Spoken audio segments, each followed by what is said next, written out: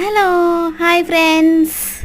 Date కనబడుతుంది కదండి, 10వ తారీఖు 5వ నెల 2024 అండి. అదేనండి మన అక్షయ తృతీయ.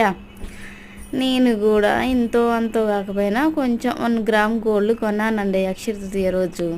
మీతోటి ఎందుకు షేర్ చేసుకుంటున్నానంటే, మా వారికి ఒక కంపెనీ తరపు నుంచి అమౌంట్ వచ్చేది ఉందండి.